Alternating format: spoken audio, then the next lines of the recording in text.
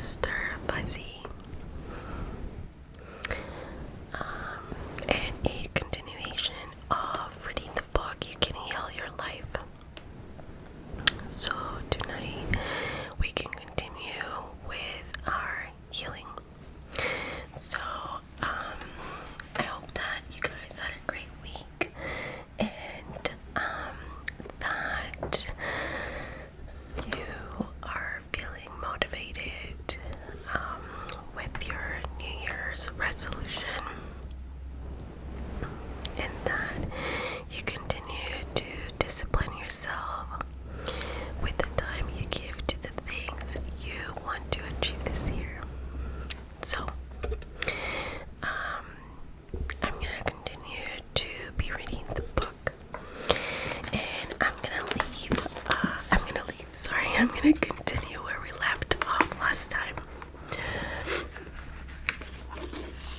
and I'm gonna start reading it right away. So I'm having it over here, so hopefully you guys can hear me.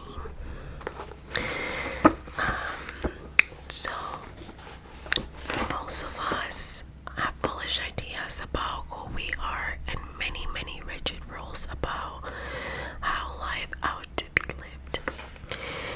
This is not to condemn us, for each of us doing the very best we can at this very moment.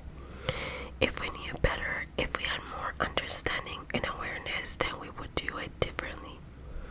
Please don't put yourself down for being where you are. The very fact that you have found this book and have discovered me means that you are ready to make a new positive change in your life. Acknowledge yourself for this. Men don't cry. Women can't handle money. What limiting ideas we live with.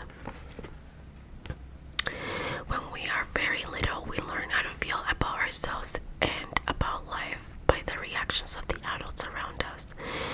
It is the way we learn what to think about ourselves, about our world. Now, if you live with people who are unhappy, frightened, guilty, or angry, then you learn a lot of negative things about yourself and about your world. I never do anything right. It's my fault. If I get angry, I'm a bad person. Beliefs like this create frustrating life. When we grow up, we have tendency to recreate the emotional environment of our early home life. This is not good or bad, right or wrong. It is just that we know inside us home. We also tend to recreate in our personal relationships the relationships we had with our mothers or with our fathers, or what they had been between them. Think how often you had a love or a boss who just like your mother or father. We also treat ourselves the way our parents treated us. We scold words when you listen. We scold and punish ourselves the same way you almost hear the words when you listen. We also love and encourage ourselves in the same way if we were loved and encouraged as children. You never do anything right. It's all your fault. How often have you said this to yourself? You're wonderful. I love you. How often do you tell yourself this? However, I will not blame our parents for this. We are all victims of victims, and they could not possibly have taught us anything they did not know. If your mother did not know how to love herself, or your father did not know how to love himself, then it would be impossible for them to teach you how to love yourself.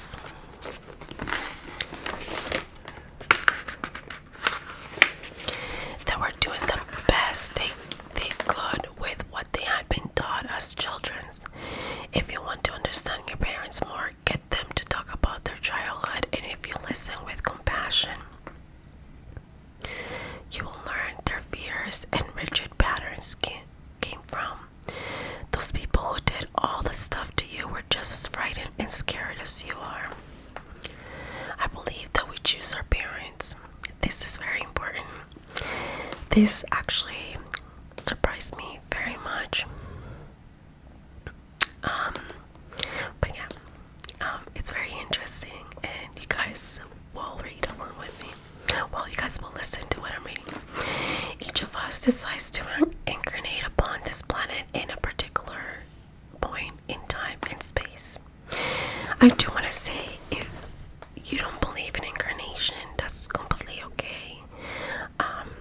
This book basically just comes from her idea, right? And quite honestly, I respect it, and I very much believe and what the word said. But anyways, let me continue. So each of us decides to incarnate upon this planet at a particular point in time and space. We have chosen to come here to learn a particular lesson that will advance us upon our spiritual evolutionary pathway. We choose our sex, our color, our country, and then we look around for the particular set of parents who will mirror patterns we're bringing into work on in this lifetime. Then we grow up, we usually point our fingers accusingly our parents, then whimper, "You did it to me." But really, we choose them because they were perfect with what we wanted to work on overcoming. We learn our belief systems are very little children, and then we move through life creating experiences to match our beliefs. Look back in your own life and notice how often you have gone through the same experience. Well, I believe you created those experiences over and over because they mirror something you believed about yourself. Sorry, I got lost here because you mirror. It doesn't really matter how long we have had a problem, or how big it is, or how life is threatening us, or how life-threatening it is. The point of power is always the present moment. All the events you have experienced in your lifetime up to this moment have been created by your thoughts and beliefs you have held in the past. They were created by the thoughts and words you used yesterday, last week, last month, last year, 10, 20, 30, 40, or more years ago, depending on how old you are. However, that's your past. It's over and done with. What is important in this moment is what you're choosing to think and believe and say it right now.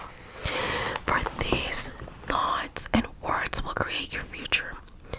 Your point of power is in the present moment and is forming the experience of tomorrow, next week, next month, next year, and so on.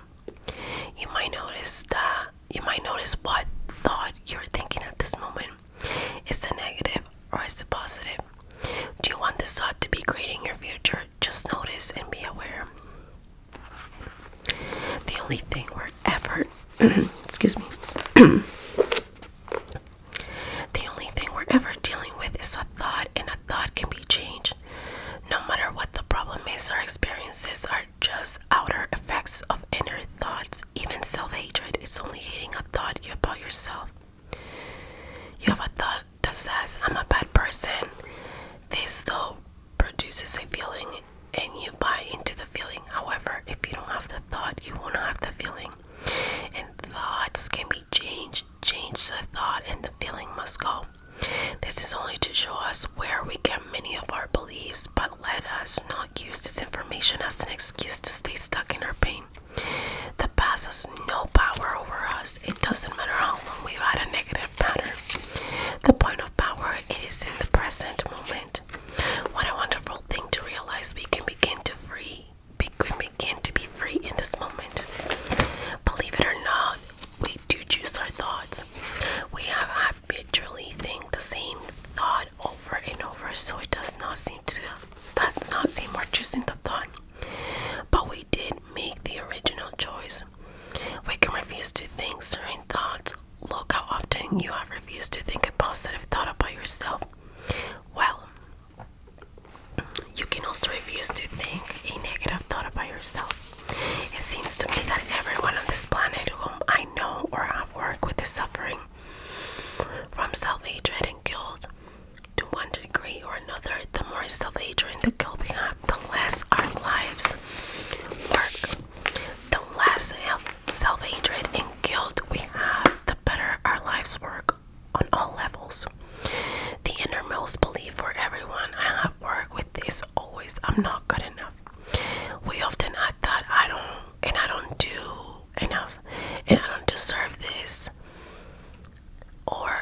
deserve. Does this sound like you? Often saying or implying or feeling that you are not good enough, but for whom? And according to whose standards?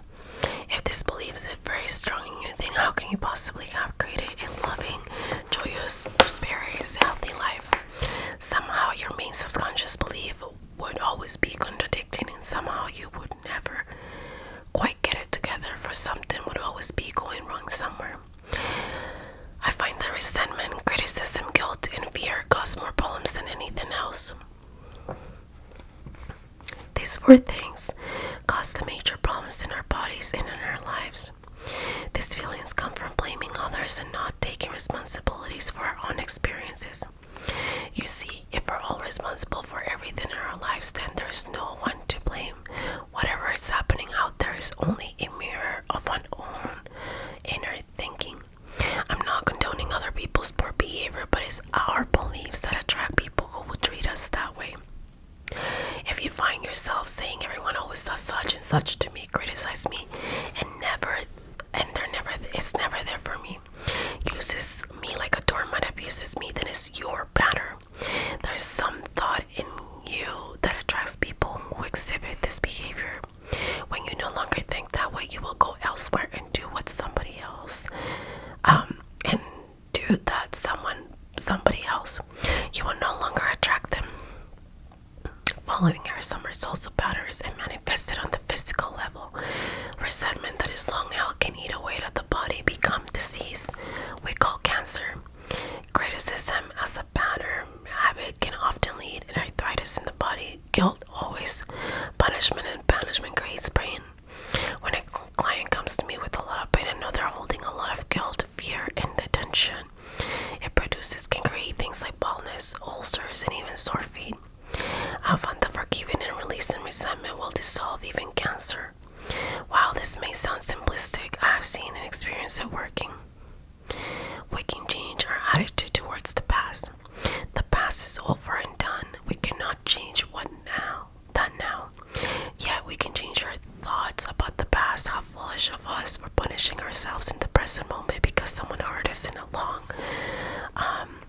past. I often say to people who have deep resentment patterns, please begin to dissolve the resentment now, when it's relatively easy. Don't wait until you're under the threat of surgeon's knife or on your deathbed when you may have held it with panic too. When we are in a state of panic, it's very difficult to focus our minds in healing work. We have to take the time out to dissolve the fear first. If we choose to believe we're helpless victims and that is all hopeless, then the universe will support us in that belief. And we will just go down and drain, and it's vital that we release the foolish mode and negative ideas and beliefs that do not support us and nourish us.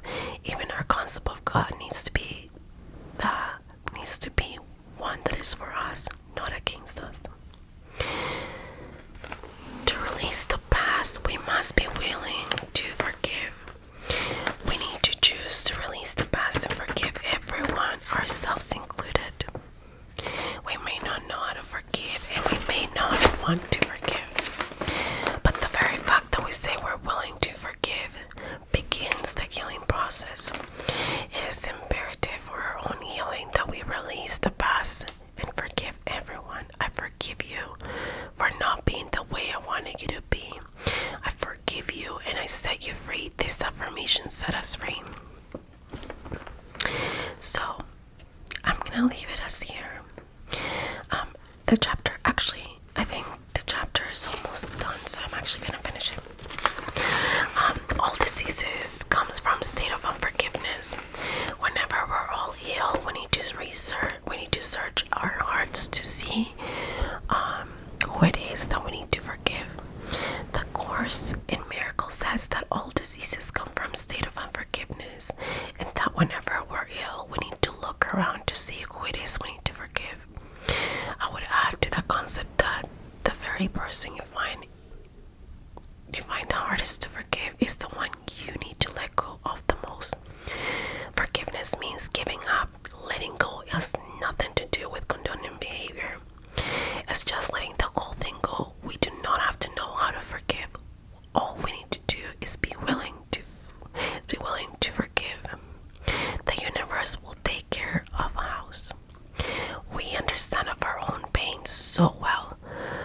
hard it is for most of us to understand that whoever they are, we need most to forgive. We're also in pain. We need to understand that they were doing the best they would with understanding, awareness, and knowledge of that they had at that time. When people come to me with a problem, I don't care what it is. Poor health, lack of money, unfulfilling relationships, or a stifled creativity. There's only one thing I ever work on, and that is loving the self. I find that when we really love and concept and approve of ourselves exactly as we are, then everything in life works. It is as little miracles are everywhere. Our health improves, we attract more money, our relationships become more fulfilling, and we begin to express ourselves in creatively fulfilling always that seems to happen without even trying. Loving and approving of ourselves, creating space of safety, trusting and deserving and accepting will create organizations in your mind, create more loving relationships in your life, attract a new job, a new and better place to live, and even enable your body to wait to normalize. When you love themselves and their bodies neither abuse themselves nor others. Self-approval and self-acceptance is in the now are the main keys to positive changes in every area of our lives. Loving the self to me begins with never ever criticizing ourselves for anything. Criticism locks us into a very boring pattern we're trying to change. Understanding and being gentle with ourselves helps us to move out of it. Remember, you've been criticizing yourself for years. It doesn't work. Try approving yourself and see what happens. So in here it says, in the infinity of life where I am, all is perfect, whole and complete. I believe in a power far greater than I am that flows through me every moment of every day. I open myself to the wisdom within, knowing that there is only one intelligence in this universe. Out of this one's intelligence comes all the answers, all the solutions, all the healings, all the new creations. I trust this power and intelligence, knowing that whatever I need to know is revealed to me, and whatever I need to go, it comes to me in the right time, space, sequences. All is well in my world. So we're done with chapter 1, and there's so many points in here that, wow, it kind of hits me and it kind of resonates a lot with me. Maybe one day I will be able to maybe talk about my trauma, but basically I think it hit a lot when it said, you really need to forgive and let go of the person that is hardest to forgive and you resent to. I will say this, I believe that now that I'm in this healing process, that there is actually a lot that our body stores. And I constantly say I'm gonna improve my eating habits.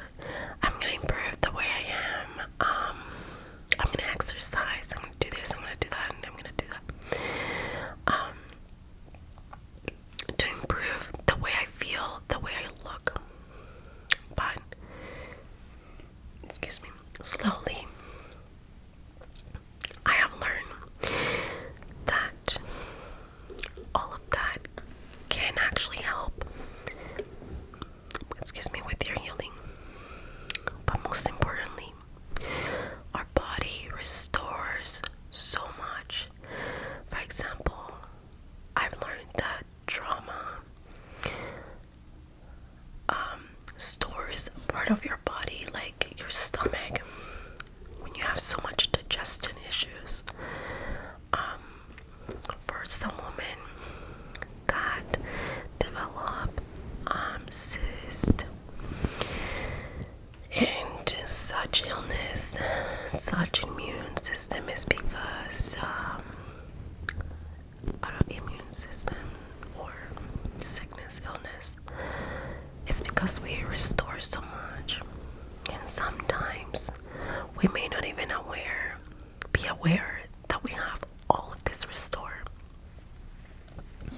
Also, I've tried my best to change the way I think.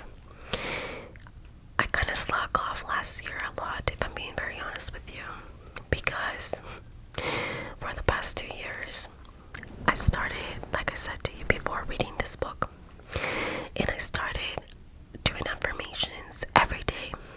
Every day I used to write, and I will look for the book and I will show you guys, because I promise you this works. I would say, I love myself, and love will find me, and I would say I would heal. And there was a point in my life that I felt like I was almost there. The problem is I stopped doing it. And I think the main reason why I stopped, and probably why many people stop doing it, is because it's so draining. And I can understand, I promise you. I know how draining it is. I know how emotionally draining, and how you're just so tired, and it's easier to give up than continue.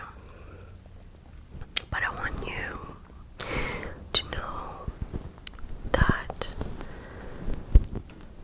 don't stop. Don't ever stop until you feel that peace in your life.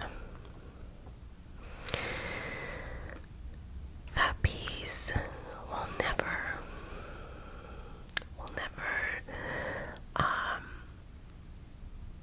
be the same. I feel that I have healed from certain things, and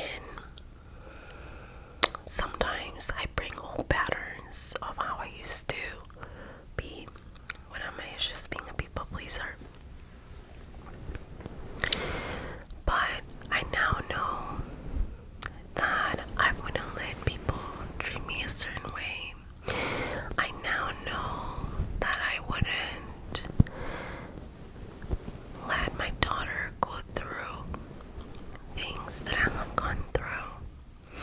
I have a 5-year-old, by the way. And I feel that the universe and God sent her to me so I can heal my inner child. And I love it. It is hard, but I love it. And I want you, whoever you are, that you're listening to this video, or you're watching this video, that you're amazing, that you're great, and start believing in yourself. Do that every day. Write it down. Say it to yourself alone. If you have a partner that you know it's around you often, you live with them, and you're probably a little shy to even bring that up, say it when you're alone, even when you're taking a shower. You don't have to be loud. Mentally, start thinking positive and start preparing yourself for the greatness that's out there. I promise you that changing the positive way of thinking will help you. And I need to practice that again. And that's one of the reasons why I'm bringing this videos, because I want to show people that it's possible, that you're not alone if you're going through a healing process. And I know it's not easy, and I know it's draining, and I know that sometimes it's easier to just be stuck where you are. But I also want you to know that it's possible, and you and I will make this year a healing one, and we're gonna make the best out of it. So I hope you enjoy this video. I hope that I can help someone.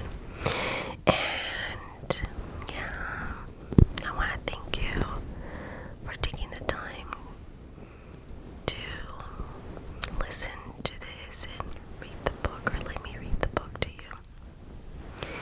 And yeah, So